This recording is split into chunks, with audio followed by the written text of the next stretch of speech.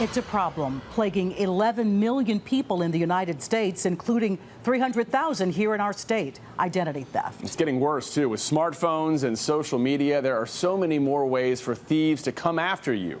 Our Sean Maroney explains. The worst thing is most people don't realize they're a victim of ID theft until years down the road. I want to introduce you to someone in our area, a man who had to become someone else in order to reclaim his life. My name is Stone Tyler, and I'm also Anthony Dwight Stone. If you're confused, don't worry, you're not alone. My friends that know me as Stone be like, why are they calling you Tony? I said, it's a long story, I'll tell you one day. The Nightmare Odyssey began some 20 years ago when a man stole Anthony Dwight Stone's identity. The imposter went on a crime spree. He got busted repeatedly on different charges, from drugs to breaking and entering, even buying a house under false pretenses. The real Anthony was none the wiser. I would go for job interviews, and when I would call them back, they would say, apparently we found something, you know, and you would not be a great fit for us. And I never questioned anything. He finally started asking questions when he kept getting arrested for outstanding warrants. I asked the guard, is there any way that do y'all have a picture of me when y'all say y'all arrest me before? He says, yes, there should be something on file. And he went and they brought the picture back and he said, we need you to come up front with us, please. This was the picture, a mugshot for Anthony Dwight Stone, complete with his birth date, but featuring the face of his sister's boyfriend. He's still my sister's boyfriend today. That must be so difficult.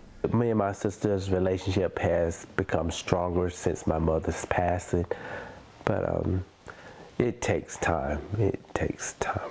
And the boyfriend eventually had to do time for ruining the name and credit history of Anthony Dwight Stone. He only got 30 days in jail for that. He stole your identity. He was you for over a decade, and he only got 30 days in jail. Only 30 days in jail, which I spent a lifetime fixing.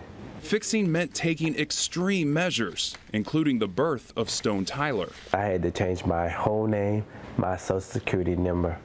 Everything has to be changed. You had to become someone else to reclaim your life. Yes, and that was the hardest part. And when I told my dad that I had to change my name, I went and told him first before anybody else would know about it. He slammed his hand on the hood of the truck and just cursed with words I can't say on television, but it was very emotional. He just didn't know how to take that. We see this happen again and again. It's one of the prices that we pay for a technology economy and with a credit economy. Attorney General Roy Cooper oversees the fight against identity theft in North Carolina. How easy is it to steal someone's identity? If you get a person's social security number, you can pretty much steal that person's identity. Some of them will actually go through your trash, look for these pre-approved credit card solicitations that you get in the mail. All they have to do is take it, change the address, and poof, they have a credit card with your name on it that they can go out and use. We broke down the number of identity thefts by zip code. In North Carolina, there are 19 metropolitan areas where the crime is most prevalent. 5 of those areas are in central North Carolina: Durham, Chapel Hill, Goldsboro, Raleigh, Cary, Rocky Mount, and the top in our state for ID theft, Fayetteville. But the official numbers really don't matter. It's extremely underreported because oftentimes you don't even know that it's happened to you. It can cost you a lot of money, it can cost you a lot of time, and it can cost you your good name. Sometimes, with all the work that you do, you can become a victim anyway.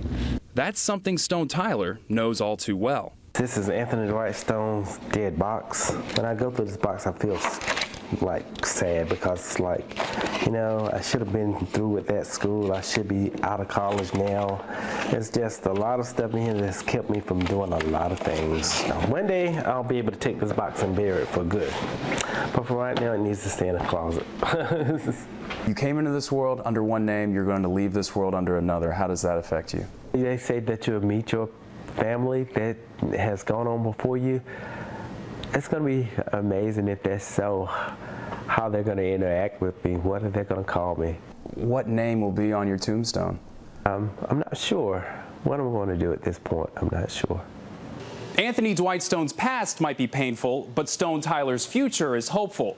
He's set to graduate college finally next year. In the newsroom, I'm Sean Maroney, WNCN Investigates. But after hearing a story like that, we want to make sure you know a few simple steps that you can take to protect yourself from identity theft. Number one, avoid giving out your personal information. Shred documents that you do not need. You can even opt out of receiving pre-approved credit cards, and also check your credit report frequently. You can do that up to 3 times a year, and you can do it for free. Right now on WNCN.com, you can search for identity theft crimes in your zip code and find more tips on how to prevent it from happening to you.